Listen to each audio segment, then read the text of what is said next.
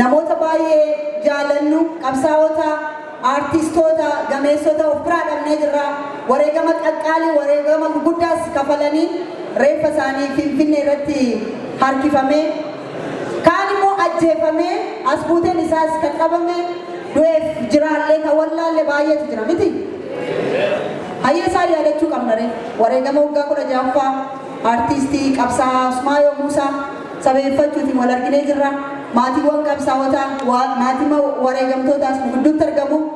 Dhiyeenya kanas Oromoo fakkaatee Oromoof wal fakkeessee otoo achiin goriin otoo asiin goriin sagalee isaatiin waa'ee tokkummaa, waa'ee jaalalaa, waa'ee biyyaa, waa'ee Oromummaa, waa'ee Finfinnee falmisiisee addunyaa guutuu Afrikaa guutuu sagalee isaatiin bareessee ajaa'ibsiisee dhiyeenya kan du'aan nurraa boqate Adeeroo Alii Birraas yaadachaa wareegamtoota ilmaan Oromoo yaadannaa daqiiqaa tokkoof bakka teenyu kaanee kadhannaa taasisnaa akka jannata keessa nu turan maatiin isaanii bara baraan jajjabina akka argataniif kadhannaa hundi keessan gadi jennee morma keenyaan akka amantii keenyaatti kadhannaa daqiiqaa tokkoof kadhanna.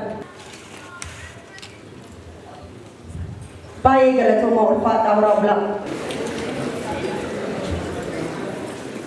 Artisti Usmaayoo Muusaa baay'ee cimtuudha. Bara kana namni yaada namaa kennu baay'eetu jira. Yaada sana garuu fiixaan baasuun ulfaataadha. Saartuu weellistuudha isheenis Saartuu Usmaayoo Muusaa jedhamee waama. Saartuu meeqaa jira silti? Hedduu jiraadha. Asitti isin arguu kiyyaan garuu gammachuu guddaan natti dhagahama. Gammachuun kiyya kun jaalala abbaa kiyyaa qabdan isin keessatti argeetiin jira. Asitti waan na argamtaniif kabaja kiyyaa, kabaja abbaa kiyyaaf jaalala Oromummaaf qabdaniif asin argamu keessatti guddaa galatoomaa. Yaa hedduullee dubbachuu hin danda'u garuu bakka abbaa kiyyaattillee hedduun isin jaaladha. Xiqqaa guddaa manguddoo gurguddoo xiqqoo hunda hedduu galatooma. Ammallee waliin isin jechuu barbaadu galatoomaadha. Guyyaa irra bara kana guyyaa 16 guutuu kophaa kabajaa baane har'a garuu Oromoo wajjin kabajuun kiyyaaf hedduu natti dhagahame. Hedduu gammachuu guddoo natti dhagahame. Abbaa kiyya qofaa miti abbaa Oromoo maraati. Abbaa Oromoo maraa ta'uu asitti isin arguu kiyyaan mirkaneeffadheera. Hedduu gammadee jira. Nutis daa'imoonni isaa abbaa keenyaa wajjin kan gargar baane hoggaa 4 addaan baane hoggaa 8 guutuu mana hidhaa ture. Mana hidhaarra yeroo bahullee karaa itti isaa wajjin dabarsuullee carraan argannee turte. Arra inni hin jiru garuu yeroo san hundinuu wal bira bunnee arra nutis gurguddannee as geenyee uummata Oromoo wajjin akkanatti abbaa kiyya kana akka abbaan kiyya irra na cinaa jirutti natti dhagahamee gammachuu guddaan natti dhagahamee jira. Gammachuun kiyya hanga hin qabu isaan kun kiyyaaf hedduu gammada. Qophii kanarratti kan ijoolleen na gargaartee akkaan isatti wajji hirmaan ijoollee gooteef abbaa mana kiyyaa kan qophii kan ispoonsara na godhe hedduun galatoomfadha. Hedduun asinaa dhaabbatee akka isinitti godhamtu na godhee jira. Akkasumatti ijoollee Oromoo hedduu jira. Ahmadiin Abdallaa abbaa manaa koo hedduu galatoomee jechuun hin barbaadaani. Oromoo mara asitti na argamu keessattis hedduu galatoomaa isin jechuun barbaadan. Haadha teenya ummaatii tana dhalte tana waggaa takkallee maqaan isiitillee akka abbaa kiyyaatti hin ka'in tan seenaa gaggaarii abbaa kiyyaa wajjin dabarsiteellee rabbi ramata haa godhuufi abbaa kiyyallee rabbi ramata haa godhuufi obboleeyyan kiyya kan biyyaalaa jiran kan jiru addaan facaastes bakka jiranitti nagee isaaniitti haa ta'u isin obbolaa koodha isin abbaa koodha isin maatii koodha arraayii miti bara baratti akka kabaju kana booddeellee abdii guddaan qaba. Ana qofaa miti maatiin gootoowwanii Oromoo hedduu jira. Warri maqaan hin mul'annes hedduutu jira. Oromoon hundinuu wal cinaa dhaabbatanii akkuma anarraa seenaa abbaa kiyyaa kana asitti waliin teenyee kabajne kanatti kan biraatis kan akka abdi qophee hedduu jira tokko lamaa miti hunda isaanii maatii isaanii jajjabeeffamee bara baraan wareegamni isaanii akka kabajamu. Akkasumatti ijoolleen teenya tan biyya alaa jirtu ta yaadaanis nu hordofaa jirtus yaada keessan akka nu bira jirutti ilaalee hedduu galatoomaa isiniin jira. warreen affeeramtanii bakka jirtanii dhufuu dadhabdanis hedduu galatoomaan isiniin jaa warreen dhuftanii wajjin hirmaatanis hangan qabu gammachuun kiyya obbolaa koos maatii koo fira koo hundinuu warra na guddistanii haadha abbaa malee silaa isa akkaan guddadhe beekamaadha namni haadha abbaa dhabee rakkoo hedduu mudataa rakkoo isa hunda keessa darbee arraas gahee seenaa abbaa kiyyaa yaadachuu kiyyatti hedduu gammachuu takkaan natti dhaga'ama isinillee akka gammachuu siin qabdi ammallee waan hin jechuu barbaadu ana qofaa miti ijoollee maatii wareegamtoota an waliin irra dhaabbadhee arraantan as fakkeenya ta'uu barbaadeef warreen akka kiyyaa ijoollee haadha abbaa kan maqaan isaaniitillee abboonitiin isaanii seenaa Oromoo keessa bakka gurguddaa qaban seenaa uummata keenya keessatti waan hedduu qabsoo hedduu irratti raawwatanii maqaan isaanii kaane tokko lamaa miti yaadnee fixuu dandeenyu garuu arraantana ilmaan isaanii eessa akka jiranillee kan hin beekamne hedduutu jira mee maaloo rabbiif jaa ilmaan akka keenyaatti daa'imaa arraas geenyee jira daa'imman gargaarsi barbaachisu hedduutu jira ijoollee qabsaa'otaa cinaa dhaabbadhaan isin jechuu barbaadan obboleeyyan kiyya kan dhuftanis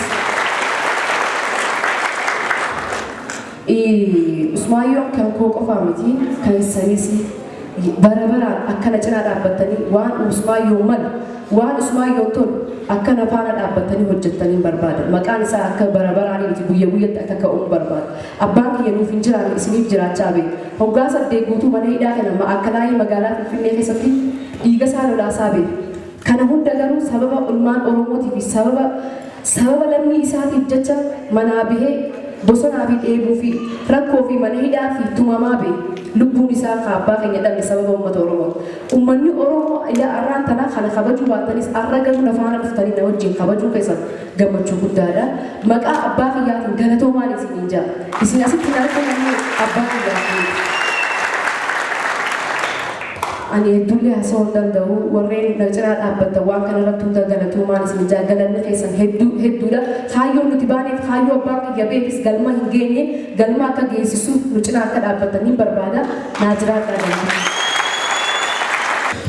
barbaada haqaa lagaa fi gaara arrasa hunda dabaree as geenye wal geenye jira gabroomummaa du'aa filanne saniif finciilee daggala seenne seenaadhaaf duunaa lubbuun qusannu ni beekamu waan isinii baay'ee qabdu arrablee seenaadhaaf duuna boruus seenaadhaaf duuna dhugaa saba keenyaa dhugaa lammii keenyaa boruus iftaanis cinaa dhaabbannee dhugaa uummata keenyaa dhugaa mootawwan keenyaa leellisuun nurra jira hoor isaan arraan tana dhugaa isaaniif leellifne dhaloonni dhufullee humna tahee akka goota ta'uuf kaayyoo godhata hoomti isaan irraanfanne immoo boru ganama kaayyoo qabu waan ta'eef seenaa dhaabbataa afeerraa kiyya seenaan arraan tanatti wal geenye seenaa dhaabbataadha seenaa bara baraan kabajamuudha seenaa dhaabbataa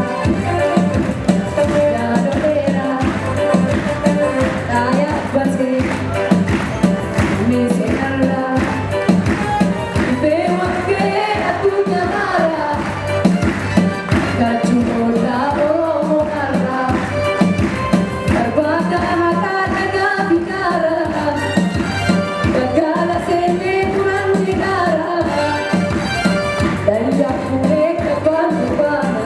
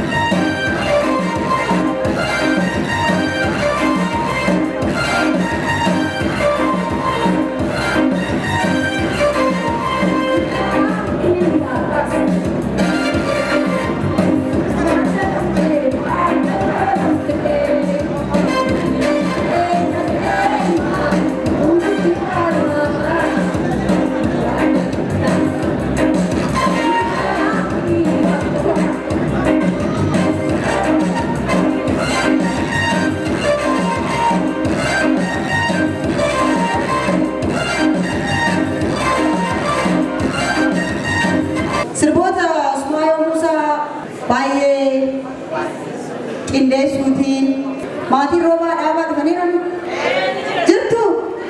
Ayyee baga nagaan taata. Ayyee intala dhaabaa roobaa dhaabaatiif yeroo inni wareegame mana barumsaa New Generation sponsora gaafadhee fi akka barattu godheen ture. Xumuruusaa booda xumurtee? Ayyee xumurteetti. Waaw. Ayyee.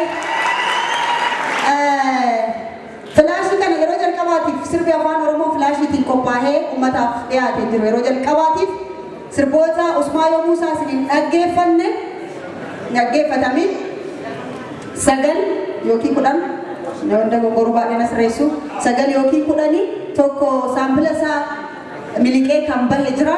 Garuu irra deebiitiin akka hojjetamu istiidiyootti hojjetamee dhiyaatee jira jechaadha. Maaliif CD'n baay'ee waan hin taaneef namni CD amma kana ittuma suuqxanii dhaggeeffattuumi?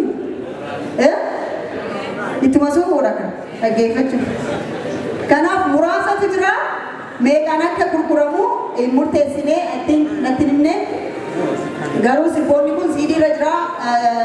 Filaashiin kun immoo baay'ee muraasatu jira. Warri barbaadan namni tokko hin galmeessa. Ati naa galmeessi warra barbaadan filaashiitiin. Yookiin 20 yookiin 30 caalanii namni tokko nama naa galmeessuu barbaada filaashii kana namni bitatu kaashii kaffalee filaashicha fudhata. CD'tiin hin qopheessine saampilaaf maaliif filaashiitiin qophaa'ee jira jechuurra egaa kan baratame CD'tiin jedhamee beeksamaa ture. Kitaabni isaas qophaa'ee jira. Maammas sira eessa kuntu? Hoo? Naamama. Kot. So kitaabni isaas jira. Amma gara eebba kitaabaa fi gara CD kanaatti yookiin filaashii sirboota filaashii irra jiran kanaatti akkamiin dhuftu? Baga naganneeti. Amma ana haasa'u deema hoosaasi. Jaalleewwan amma isinu sa'aatii nuti haasa'u. Asii walgahii biraa eegala waan ta'e. Amma akkuma masarata dhaabaa jette kanatti kitaabaa fi CD eebbisuuf deemnaa jechuudha. Kanaaf kitaabaa fi CD kana eebbisuudhaa fi nama hunda bakka tana yaamnee osoo hundi nu eebbisee ni kennaa jechuun ni gammata akkasitti. Hundi ol ba'ee garuu bakki wayii fuutire. Ni geessi bakki tun. Kanaaf namoota hanga tokko gara waltajjiitti abeerreeti kitaaba kana akka nu eebbisan goonaa nu fayyadanii miti.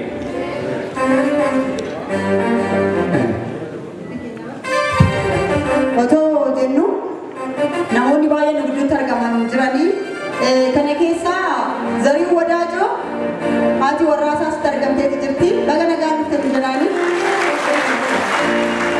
Zariin yeroo kanatti baay'ee dhukkubsatee jira. Akkaataa amantii keessanii kadhadhaa fi baay'ee dhukkubsatee jira. Mana haaraa isaa isin bittaniif itti galeeti jira. Ji'a muraasatti boqateeti jira. Ammoo iyyaafadhaa gaafadhaa. Mana binnee fi garuu waan jiraatu immoo iyyaafadhaa isin jechuun barbaadeen naannoo Burraayyuutti jira. Dhukkubsateeti jira. Egaa saahiba Usmaayoo Muusaa tokko Zariin Wadaajoo ture. Kanaaf booda olaantuun illee egaa qabsooftuudha. Gara boodaatti waan jettu hin dhabdu.